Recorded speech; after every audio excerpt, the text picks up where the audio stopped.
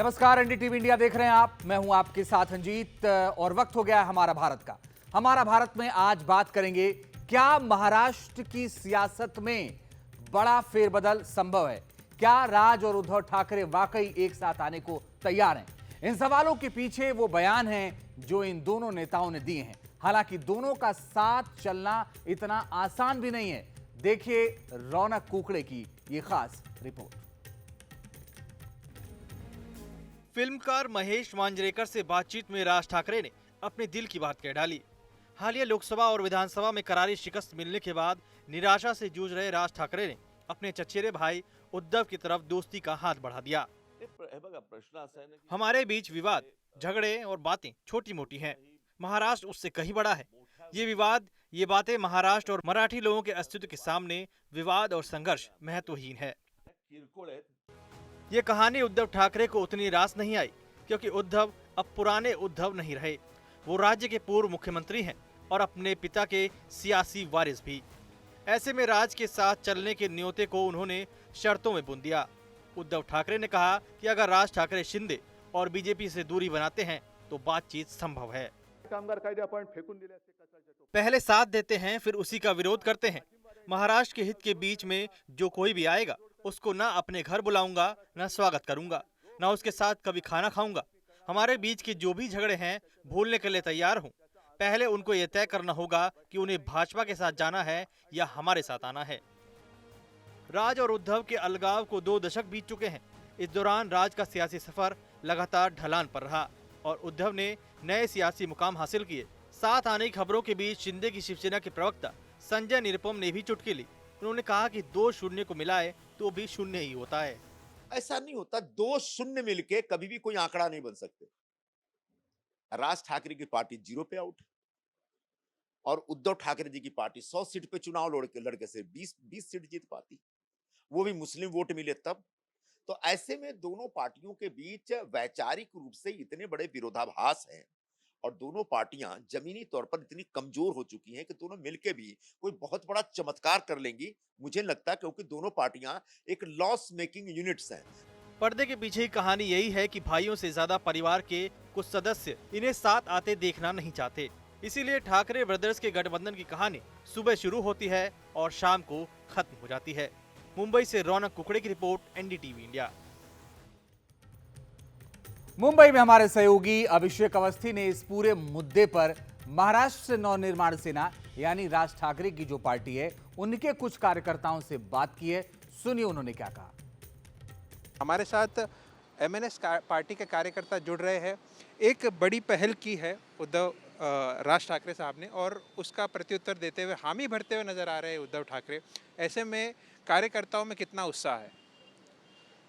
अगर 2 ठाकरे जो माननीय बाला साहब ठाकरे साहब के घर से ही है, अगर वो एक साथ आते हैं तो महाराष्ट्र के लिए आने वाले भविष्य के लिए बहुत अच्छा ही है। जो राज साहब ठाकरे का सपना है कि पूरे वर्ल्ड में एक अच्छा महाराष्ट्र बनाने का सपना, उनका सुंदर महाराष्ट्र बनाने का सपना है, वो उसके लिए कहीं ना कहीं एक मराठी मानुष, मराठी अस्मिता, उसके लिए ये विचार अगर दोनों साथ आते हैं तो अच्छा ही होगा। जी, मैं भी ये कहना चाहता हूँ कि राज साहब ने भी इसके पहले भी 2-3 बार जो प्रस्ताव उद्धव साहब के सामने रखा था। राज साहब ने 2 दिन पहले भी जो मुलाकात में कहा कि मैं जो भी झगड़ा जो है वो साइड में रख के महाराष्ट्र के हित के लिए, मराठी मानुष के हित के लिए, अगर हमें वो झगड़ा बाजू में रख के अगर महाराष्ट्र की अस्मिता टिकाना है, यहाँ पर साबुत रखना है तो करना चाहिए। तो उसके लिए उद्धव साहब ने भी उनको प्रतिक्रिया दी है कि उन्होंने भी कहा है कि जो झगड़ा जो है हम बाजू में रख के महाराष्ट्र के हित के लिए आगे चलेंगे। अच्छा, ये क्या है, लोगों की जो जनता की सोच है वो क्या है, साथ में आएगा ना मराठी मानुष, एक साथ में आएगा ना, पार्टी समझो अलग अलग है लेकिन एक साथ में आएगा ना तो मराठी मानुष का हित हो जाएगा। और ये जो उनका जो अनबन है वो तो क्या है, महाराष्ट्र से छोटा ही है ना, महाराष्ट्र कितना बड़ा है, इसके लिए वो एक साथ में आना चाहिए। सब महाराष्ट्रन मिल जाएं। बाला साहब ठाकरे के भी काफ़ी सालों से अरमान थी कि दोनों भाई साथ में काम करें। अगर ये दोनों भाई साथ में आते हैं तो बहुत अच्छा होगा और महाराष्ट्र डेवलपमेंट के लिए आगे चला जाएगा। और इस बीच एक बड़ी खबर आ रही है, वो आपको बताते हैं। एफबीआई के द्वारा पकड़े गए बब्बर खालसा इंटरनेशनल के आतंकी हरप्रीत सिंह उर्फ हैप्पी पासिया का कुंभ मेले की साजिश में भी कनेक्शन सामने आ रहा है। बड़ी और अहम खबर आपको बता रहे हैं। खबरों के मुताबिक भारत आते ही यूपी की एटीएस हैप्पी पासिया से पूछताछ करेगी। महाकुंभ में आतंकी हमला करने आया लजर मसीह का बेहद करीबी दोस्त है और हैंडलर हैप्पी पासिया। एसटीएफ ने शुरुआती पूछताछ में खुलासा किया था। कुंभ में हमले की साजिश में आईएसआई के शामिल होने का दावा भी किया गया। आईएसआई और बीकेआई ने मिलकर रची थी कुंभ में हमले की साजिश। एसटीएफ की इंटरोगेशन में आ चुका है लजर मसीह के मददगार हैप्पी का नाम।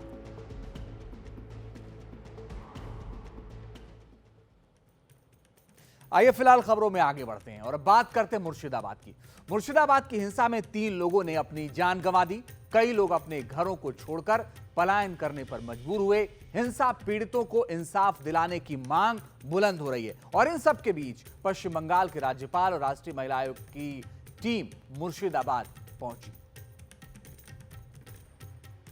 हिंसा प्रभावित इलाकों में पुलिस और पैरामिलिट्री का जमावड़ा है।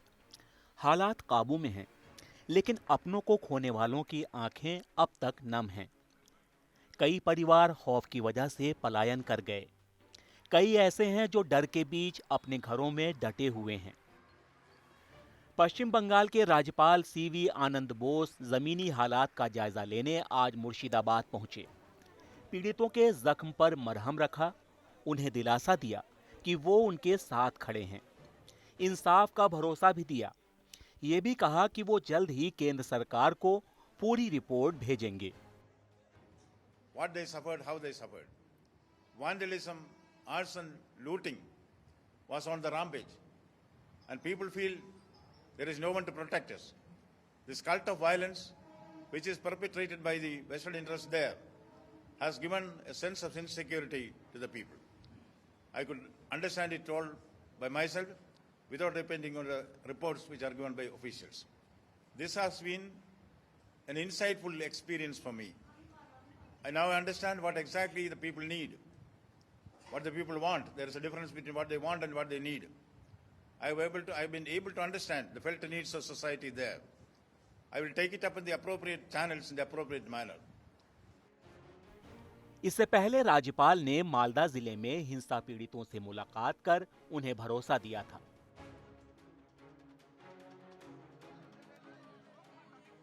राष्ट्रीय महिला आयोग की टीम भी पीड़ितों से मिलने मुर्शिदाबाद पहुंची। हिंसा पीड़ितों ने उनके सामने अपने दर्द को बयां किया। एनसीडब्ल्यू अध्यक्ष ने भी इंसाफ मिलने की बात दोहराई। इस मुलाकात के बाद उन्होंने कहा कि वो जल्द ही केंद्र को अपनी रिपोर्ट सौंपेंगी।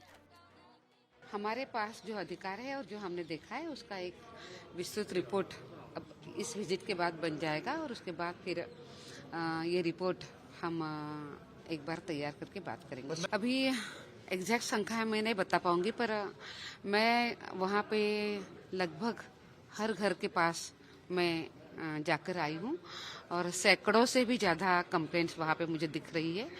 इतना ही नहीं तो मैंने अभी भी अनेक महिलाओं को मैं मिली हूँ, बच्चों को भी मिली हूँ, तो ये संख्या तो बढ़ती जा रही है। लोग मिलने के भी लिए भी आ रहे हैं।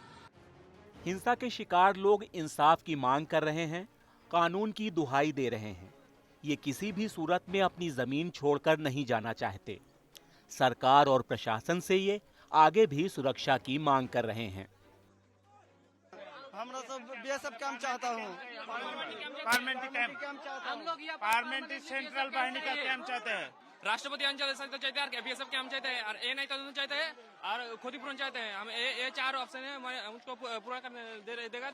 हम लोग चाहते हैं हम यहाँ मेरा जन्म स्थान है, हम यहाँ ही थकेंगे, लेकिन इसलिए हमका पूरा लाइफ टाइम का सिक्योरिटी वो हमका चाहिए। और ये सिक्योरिटी हमका जो वेस्ट बंगाल गवर्नमेंट का जो फोर्स है, हमका बिंदु मात्र यहाँ पर कोई भरोसा नहीं है। कारण ये वेस्ट बंगाल गवर्नमेंट रहने के बाद भी हमको यहाँ जो अटैक हुआ है वो सरकार रहने के बाद ही हुआ है। इसीलिए हम चाहते हैं जो हमारा यहाँ कोई परमानेंट बीएसएफ कैंप हमारा यहाँ। बीजेपी हिंसा को लेकर ममता बनर्जी सरकार पर हमलावर है। पार्टी नेता मिथुन चक्रवर्ती ने कहा कि बंगाल में हिंदू शरणार्थी बन गए हैं। उन्होंने राष्ट्रपति शासन लगाने की मांग की। ऐसा चलता जाएगा तो जरूर यकीनन और जितनी जल्दी हो सके। और अगर ये नहीं होता है तो मैंने भी बहुत बार रिक्वेस्ट किया है होम मिनिस्टर से, अभी भी कर रहा हूँ, आपके थ्रू रिक्वेस्ट कर रहा हूँ, एटलीस्ट इलेक्शन जो है, इलेक्शन के 2 महीने आप मिलिट्री के अंडर रखिए, तो फेयर इलेक्शन होगा, फिर जो होगा होगा, जीते जो जीते। मुआवजे का ऐलान कर और हिंसा के लिए बीजेपी को जिम्मेदार बताने भर से मुख्यमंत्री की जिम्मेदारी खत्म नहीं होती। मुर्शिदाबाद में पुलिस और प्रशासन की लापरवाही से कोई इनकार नहीं कर सकता। Bureau report, NDTV India. और मुर्शिदाबाद हिंसा के खिलाफ बीजेपी ने पश्चिम बंगाल के कई जिलों में विरोध प्रदर्शन किया। दक्षिणी दिनाजपुर जिले के बालूर घाट में बीजेपी कार्यकर्ता और समर्थक सड़कों पर उतरे। प्रदर्शनकारी अच्छी खासी तादाद में थे, इनमें काफी महिलाएं भी शामिल थीं जो प्रदर्शन कर रही थीं। एक रिपोर्ट दिखाते हैं आपको ग्राउंड जीरो से।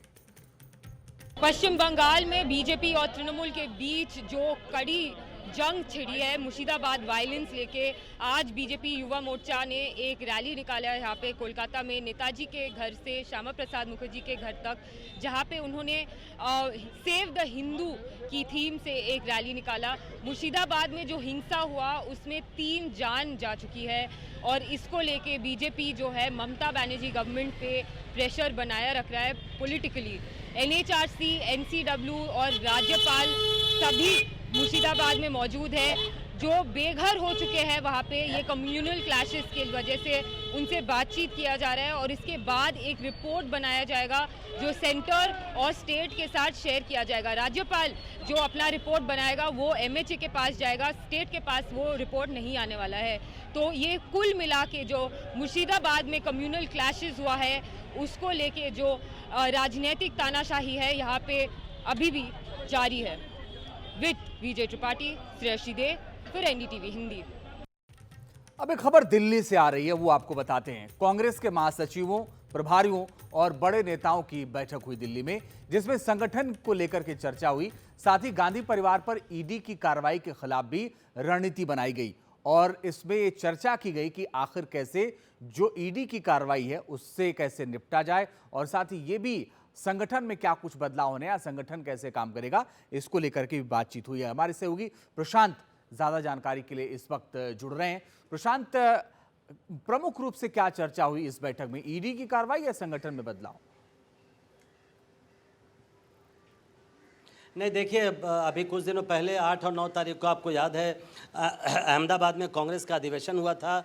वहाँ पर कुछ प्रस्ताव पारित किए गए थे, संगठन को कैसे मजबूत करना है, खासकर डिस्ट्रिक्ट ज़िला स्तर पर कैसे कांग्रेस को पुनर्संरचना उसकी करनी है, उसके बारे में एक दिशा गाइडलाइन भी तैयार किया गया है। उसके बारे में तो चर्चा हुई है, लेकिन हमारी जानकारी ये है कि मुख्य रूप से आज की बैठक कांग्रेस की ओर से बुलाई गई थी कि जिस तरीके से ईडी की तरफ से जो चार्जशीट दायर की गई है 7 कांग्रेस नेताओं को लेकर के खिलाफ, जिसमें सोनिया गांधी और राहुल गांधी का नाम है, पार्टी लगातार ये कह रही है कि ये राजनीतिक बदले की कार्रवाई है, राजनीतिक साजिश के तहत ये किया गया है। दोनों नेताओं का नाम उसमें डाला गया है और पार्टी का ये आरोप है कि चूंकि कांग्रेस का अधिवेशन हुआ गुजरात में और राहुल गांधी गुजरात में पार्टी को मजबूत करना चाहते हैं और बिहार में चुनाव है इस साल के अंत में, तो कांग्रेस की गतिविधियां बढ़ रही हैं और ये महज संयोग नहीं हो सकता कि एआईसीसी अधिवेशन के कुछ दिनों बाद ही ये चार्जशीट दायर की गई है। तो पार्टी का ये आरोप है और इसी को आपने देखा होगा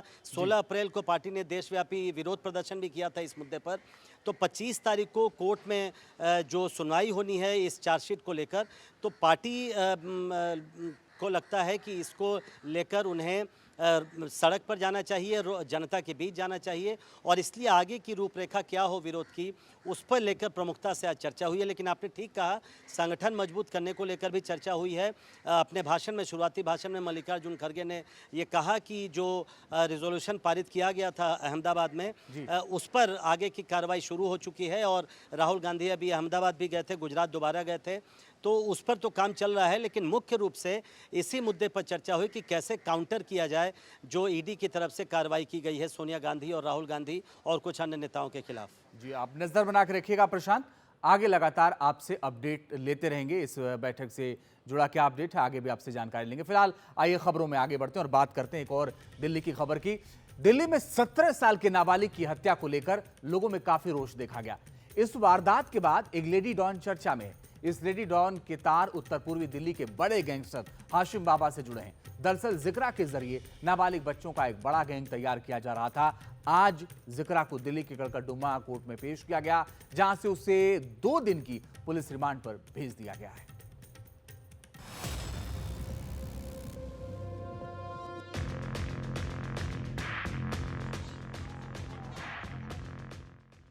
ये है जिक्रा, जो खुद को उत्तर पूर्वी दिल्ली की लेडी डॉन समझती है। इंस्टाग्राम पर उसके 15,000 से ज्यादा फॉलोअर हैं। अवैध हथियार रखने की शौकीन है। हथियारों के साथ सोशल मीडिया पर वीडियो अपलोड करती है और इलाके में दहशत फैलाती है। लेकिन अब जिक्रा को लेकर जो खुलासा हुआ है वो चौंकाने वाला है। दिल्ली पुलिस के सूत्रों के मुताबिक जिक्रा उत्तर पूर्वी दिल्ली के बड़े गैंगस्टर हाशिम बाबा से जुड़ी है। उसकी पत्नी जोया की बाउंसर है। जोया को हाल ही में दिल्ली पुलिस ने हाशिम का गैंग संभालने के आरोप में गिरफ्तार किया था। पुलिस के मुताबिक जिक्रा आपराधिक वारदातों के लिए नाबालिग बच्चों का एक गैंग तैयार करने में जुटी थी। उत्तर पूर्वी दिल्ली के सीलमपुर इलाके में गुरुवार शाम कुणाल को चाकुओं से गोद दिया गया। शुक्रवार को हत्या की इस वारदात के खिलाफ स्थानीय लोग सड़कों पर उतर आए। प्रदर्शनकारी आरोपियों की तुरंत गिरफ्तारी की मांग कर रहे थे। वारदात में लेडी डॉन जिक्रा का भी जिक्र आया, जो हत्या के दौरान मौके के आसपास ही मौजूद थी। पहली गिरफ्तारी जिक्रा की ही हुई। खाकी अमला बाकी आरोपियों की धरपकड़ में जुटा है। गमजदा परिवार इंसाफ की गुहार लगा रहा है। बेटे के कातिलों के खिलाफ सख्त से सख्त कार्रवाई चाहता है। पुलिस ने हमें आश्वासन दिया है कि हम कार्रवाई करेंगे और हमने भी उनसे किया जी, मैं मांग करिए कि इनको सख्त से सख्त कार्रवाई करी जाए, इनको इनकाउंटर करा जाए इनका। जैसे हमारे बच्चों को उन्होंने मारा है, काटा फाड़ा है बुरी तरीके से, 15-20 चाकू मारे पेट में, तो उनका भी साथ भी सख्त से सख्त कार्रवाई होगी। कुणाल हत्याकांड में जिक्रा की गिरफ्तारी के बाद पुलिस को उसके रिश्ते के भाई साहिल और दिलशाद की तलाश है। इन दोनों ने ही कुणाल पर चाकुओं से हमला किया था, जिसमें उसकी जान चली गई थी। पुलिस पूछताछ में जिक्रा ने हत्या के पीछे की जो वजह बताई है, उसके मुताबिक ये मामला नवंबर महीने में एक जानलेवा हमले से जुड़ा है और उसी रंजिश में वारदात को अंजाम भी दिया गया। दरअसल पिछले साल नवंबर में जिक्रा के रिश्ते के भाई साहिल पर जानलेवा हमला हुआ था। साहिल पर हुए हमले में लाला और शंभू नाम के 2 लड़के शामिल थे। साहिल हमले के ये दोनों आरोपी कुणाल के दोस्त थे। जिक्रा के मुताबिक उस हमले के दौरान कुणाल भी मौजूद था, लेकिन नाबालिग होने की वजह से साहिल पर हुए जानलेवा हमले में दर्ज हुई एफआईआर में कुणाल का नाम नहीं आया था। जिक्रा और साहिल मानते थे कि हमला कुणाल ने ही करवाया है। साहिल पर हुए हमले का बदला लेने के लिए ही कुणाल की हत्या को अंजाम दिया गया। 1 महीने पहले उसने देसी कट्टे के साथ रील बनाई थी, जिसके बाद उसकी आर्म्स एक्ट में गिरफ्तारी भी हुई। पुलिस से हुई पूछताछ में कई बातें सामने आई हैं। जिक्रा नाबालिग लड़कों की फौज तैयार कर रही थी। जिक्रा के नाबालिग गैंग में 8 से 10 लड़के हैं। कुणाल मर्डर में भी नाबालिगों की भूमिका की जांच हो रही है। लोगों को धमकाने और वर्चस्व बनाने में जुटी थी जिक्रा। लेडी डॉन को हथियारों का भी बड़ा शौक था। वो हमेशा अपने साथ लड़कों को लेकर निकलती थी। जिक्रा को बताया गया था कि कुणाल जीटीबी अस्पताल से निकल रहा है। वारदात को अंजाम देने जिक्रा अपने गैंग के नाबालिग लड़कों के साथ निकली। बाद में साहिल और दिलशाद ने कुणाल की चाकू से गोदकर हत्या कर दी। पुलिस को फिलहाल साहिल और दिलशाद की तलाश है, जिनकी गिरफ्तारी के बाद सभी सवालों के जवाब मिलेंगे। जिक्रा पर हत्या का पहला मुकदमा दर्ज हुआ है। हत्या का पहला मुकदमा दर्ज होते ही उसकी एक्टिव तौर पर अपराध की दुनिया में एंट्री हो चुकी है। हाशिम बाबा और उसकी पत्नी जोया जैसे गैंगस्टर उसके रोल मॉडल हैं और एक बार फिर उसका ठिकाना जेल होगी। वहीं दिल्ली पुलिस उसके आपराधिक नेटवर्क को खंगालने में लगी है। उसका नाबालिग बच्चों का जो गैंग है उसकी पहचान करने में लगी है, जिससे मौका रहते हुए उस पर कार्रवाई हो सके। नई दिल्ली से कैमरामैन शेख मोमिन के साथ मैं मुकेश सिंह सेंगर, NDTV इंडिया। और इसी के साथ हमारा भारत में बस इतना है, लेकिन खबरों का सिलसिला लगातार जारी, आप देखते रहिए NDTV इंडिया।